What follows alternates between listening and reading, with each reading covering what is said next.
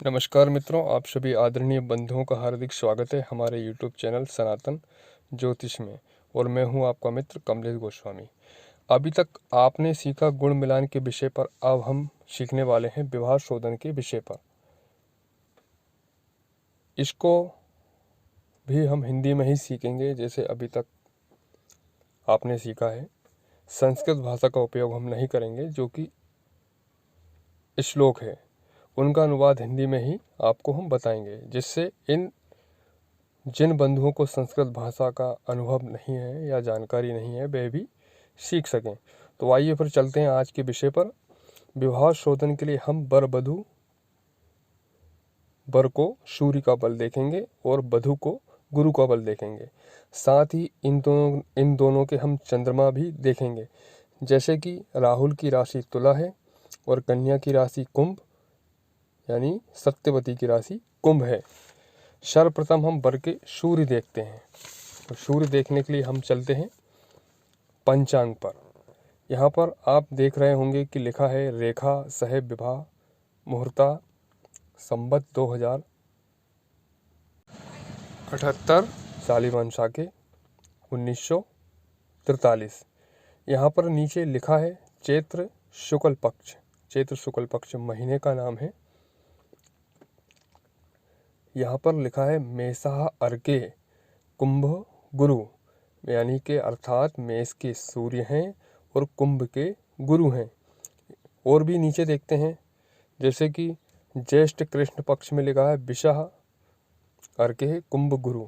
तो यहाँ पर वृष के सूर्य हैं और कुंभ के गुरु हैं। अब हम वर की राशि से जिस राशि में सूर्य है वहाँ तक गिनते हैं। जैसे कि फागुन कृष्ण पक्ष में कुंभ के सूर्य हैं, तो हम तुला से कुंभ तक गिनते हैं। जैसे कि 1 2 3 4 5।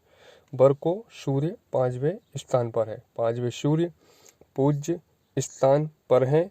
5वें सूर्य जो है वो पूज्य स्थान पर है। जैसे कि वर को सूर्य तीसरे, छठे, 10वें, 11वें भाव में अगर होते तो वे शुभ हों। तीसरे, छठे, 10वें, 11वें शुभ स्थान पर हैं। और पहले, दूसरे, 5वें, 7वें, 9वें पूज्य स्थान पर हैं। चौथे, 8वें, 12वें अपूज्य हैं। इसमें अपूज्य स्थान पर अगर सूर्य आता है तो हम विवाह शोधन नहीं करेंगे, यानी अर्थात विवाह उनका नहीं बन रहा है। इसके लिए हम शुभ या पूज्य स्थान की प्रतीक्षा करेंगे। जैसे कि सूर्य हर माह की सूर्य संक्रांति को दूसरी राशि में गोचर करता है, मतलब सूर्य हर महीने बदल जाता है। जैसे कि फल्गुन में कुंभ के हैं तो चैत्र में अगली राशि मीन पर गोचर करेंगे। बैसाख में अगर मेष के हैं तो इसी क्रम में वो आगे बढ़ते रहेंगे। अब हम वापस विषय पर चलते हैं। आप जब भी तुला राशि के वर को सूर्य बल देखेंगे वह पूज्य स्थान पर ही आएगा। क्योंकि तुला राशि वालों को जन्म पूजा लगती है, इसलिए यहाँ पर पूज्य आ रहा है। जबकि अन्य राशि में सूर्य शुभ स्थान पर भी रहते हैं। जैसे कि हम कुछ और नाम ले लेते हैं। जैसे कि वर का नाम सौरभ, राशि कुंभ। फल्गुन में सूर्य भी कुंभ के हैं तो वर को पहले सूर्य हैं। पहले सूर्य भी पूज्य स्थान पर ही हैं। जैसे कि अभी आपने देखा था कि पहले, दूसरे, 5वें, 7वें, 9वें पूज्य हैं, तो यहाँ पर ये भी पूज्य आ रहे हैं। तो वर को पहले सूर्य पूज्य हैं। तो हम अन्य मास में देखते हैं। जैसे कि हाँ, हम चलते हैं मार्गशीर्ष में। मार्गशीर्ष में वृश्चिक के सूर्य हैं, तो हम कुंभ से वृश्चिक तक गिनते हैं। जैसे 1 2 3 4 5 6 7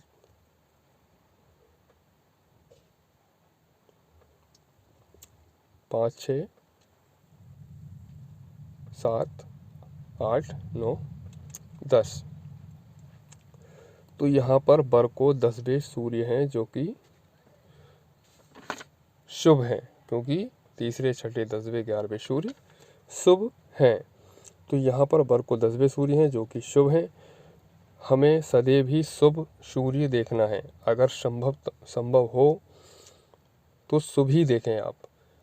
बाकी पूज्य आपातकालीन परिस्थिति के लिए ठीक है, जैसे यजमान अगर कह रहे हैं कि हम पूज्य में कर लेंगे या जन्म पूजा लग रही है तो उस कंडीशन के लिए पूज्य शुभ है। लेकिन अपूज्य में तो कभी विवाह शोधन नहीं करना चाहिए।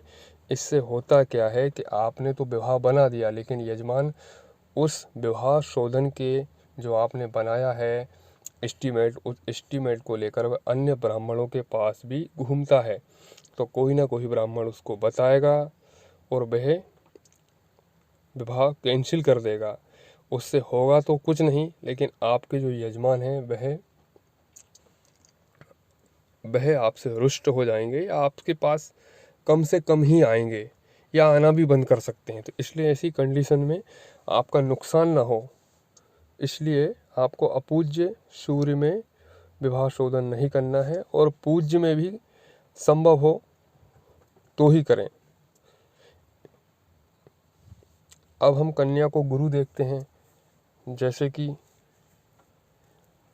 फाल्गुन में कुंभ के गुरु हैं तो हम कुंभ से कुंभ तक गिनते हैं। तो कुंभ से कुंभ तक पहले स्थान पर जो कि पूज्य है, तो कन्या को जो गुरु हैं वह पहले स्थान पर है जो कि पूज्य हैं। जैसे कि दूसरे 5वें 7वें 9वें 11वें शुभ हैं, पहले तीसरे छठे 10वें पूज्य हैं और चौथे 8वें 12वें अपूज्य हैं। तो कन्या को गुरु पहले पूज्य हैं और वर को सूर्य 5वें पूज्य हैं। इसी प्रकार चंद्रमा भी पहले दूसरे तीसरे 5वें 6ठे 7वें 9वें 10वें 11वें ये सब शुभ हैं, क्योंकि चंद्रमा में पूजा नहीं लगती है, इसलिए पूज्य स्थान पर नहीं है, शुभ स्थान पर है। अपूज्य स्थान पर कौन से चंद्रमा है? चौथे 8वें 12वें। यानी चौथे 8वें 12वें चंद्रमा हो या सूर्य हो या गुरु हो, वे हमेशा अपूज्य स्थान पर ही रहेंगे। इसलिए अपूज्य में विवाह शोधन ना करें। जहाँ अपूज्य आ जाए, गुरु हो या चंद्रमा हो, वह उसमें पूजन ना करें आप। जैसे कि अगर कन्या की तरफ से जैसे गुरु पूज्य स्थान पे आ रहे हैं तो कन्या की तरफ से जो पूजा होती है उसको पीली पूजा बोलते हैं। पीली पूजा यानी गुरु की पूजा। और अगर वर की तरफ से पूजा लगती है तो उसको लाल पूजा बोलते हैं। तो लाल पूजा से कुछ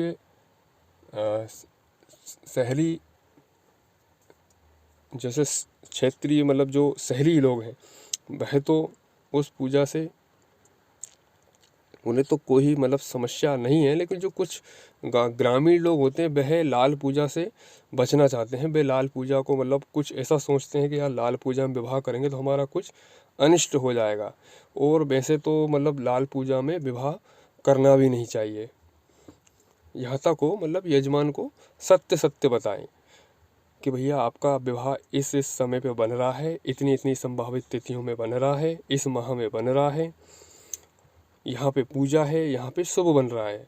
जो भी हो स्पष्ट उनको बता दें। आने वाली वीडियो में हम चंद्रमा देखेंगे कि चंद्रमा देखते कैसे हैं। ठीक है, तो अब मुझे आज्ञा दीजिए, मिलते हैं अगली वीडियो में। जय श्री राम, जय माता दी, ओम नमो नारायण। हमारे चैनल को शेयर सब्सक्राइब जरूर करें और इसी प्रकार आपका स्नेह बनाए रखें।